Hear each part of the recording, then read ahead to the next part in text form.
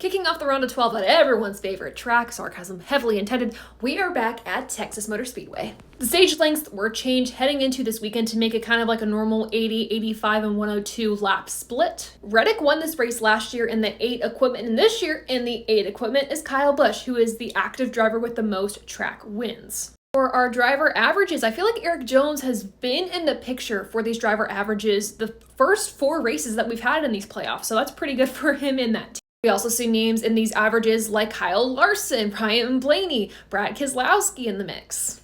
And I will say straight up, going into this race, my random race winning pick was Ryan Blaney because of the speed that he's had at this track in the past. He's won at Texas before, but the way his team practiced and qualified, he qualified in the 23rd position, not good, no bueno. The Penske speed is not there, and it's very concerning. He's the last Penske car standing in the playoffs. They at least have to make it, in my opinion, a Penske car not making it to the round of 8, tragic. So Ryan Blaney is their last hope to continue in the playoffs. Luckily for that team, though, they do have Talladega. Ryan Blaney's great at Talladega, but we're focused on Texas this week. We definitely got ahead of ourselves, though, looking at your starting order for those playoff contenders in the round of 12. Bubba Wallace captures his second career Cup Series pole. Of course, he got the pole last year at Michigan, second coming here at Texas. Lots of people doubted him making it into the round of 12, but definitely going in with a statement, getting the pole. So good speed for that team. Hopefully they carry it through the entirety of the Texas race.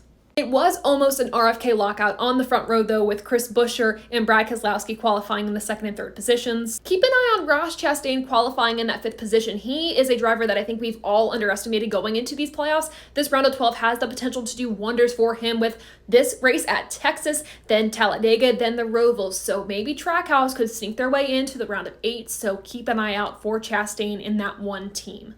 Speaking of the race on Sunday, rain could be a factor, so keep that in mind. I already told you my random race winning pick, but who do I think is actually going to win this race? I'm going with a driver that has been the most consistent this weekend from practice to qualifying, and that is Kyle Busch. He also has a great history at this track, and a callback to the beginning of this video, the number 8 won at this track last year. Kyle Busch is in the 8. I'm assuming it's going to be a similar setup, and Kyle Busch just is a master at this track. So I think KFB gets it done at Texas this weekend, locks himself into the round of 8. But what do you think? Let me know in the comments.